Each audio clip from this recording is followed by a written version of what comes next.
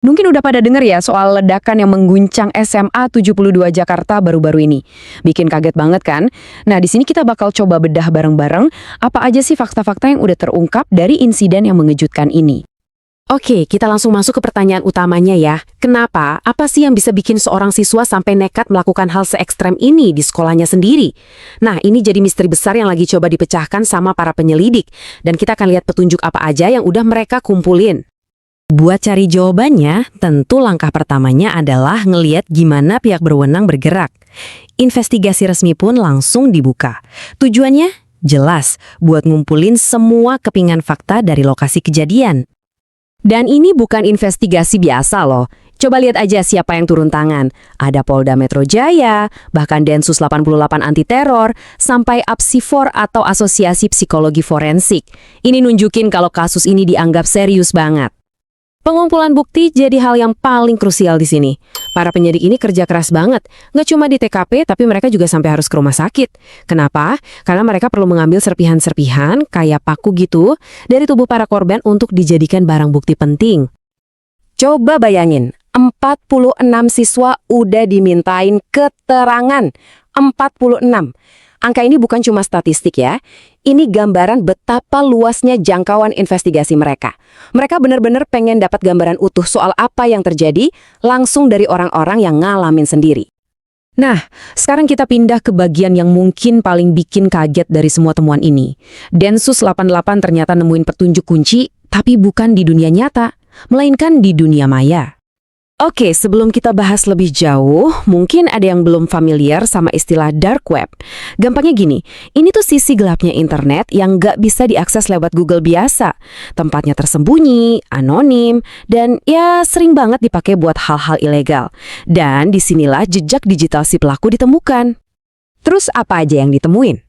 Ternyata pelaku ini aktif banget di komunitas-komunitas online di dark web yang isinya konten kekerasan ekstrem.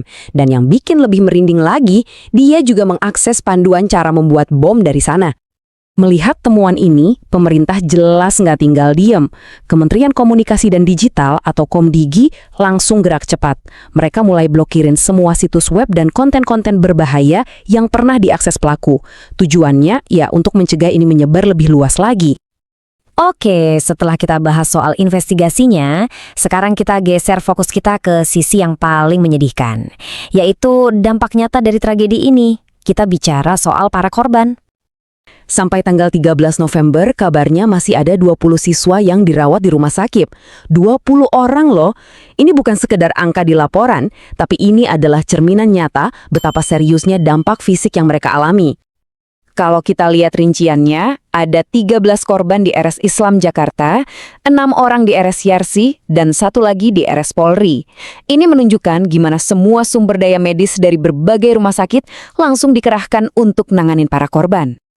Nah, sekarang kita sampai di bagian akhir, dan mungkin ini pertanyaan yang dari tadi ada di kepala kita semua. Sebenarnya, apa sih motifnya? Kenapa dia melakukan ini? Biasanya kan kalau ada kejadian kayak gini di sekolah, yang pertama kepikiran pasti soal bullying atau perundungan, ya kan? Tapi pertanyaannya, apa benar itu masalahnya di kasus ini? Yang ternyata jawabannya cukup mengejutkan. Ini pernyataan langsung dari Gubernur Pramono Anung loh setelah beliau ngobrol sama para siswa. Beliau bilang dengan tegas, semuanya menyampaikan bahwa tidak ada bullying. Jadi, jelas bukan itu penyebabnya. Kita harus cari jawaban lain. Terus kalau bukan bullying, apa dong? Nah, pihak berwenang sekarang melihat kedua faktor utama. Pertama, kurangnya bimbingan dari orang tua. Dan kedua, yang sepertinya jadi kunci adalah pengaruh kuat dari konten-konten yang dia lihat di internet.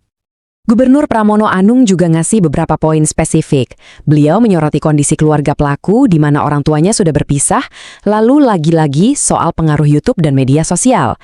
Dan yang paling bikin ngeri, tingkat persiapannya itu loh. Dia bawa 7 bom dan pakai baju ala Rambo. Ini semua nunjukin kalau aksinya ini udah direncanain dan kuat banget dipengaruhi sama apa yang dia lihat online. Pada akhirnya, kasus ini ninggalin kita dengan satu pertanyaan besar, yang sebenarnya jauh lebih luas dari sekedar insiden ini.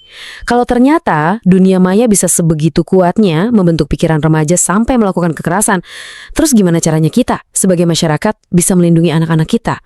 Melindungi mereka dari bahaya yang nggak kelihatan, yang ada di ponsel mereka setiap hari. Nah, ini mungkin jadi bahan renungan buat kita semua.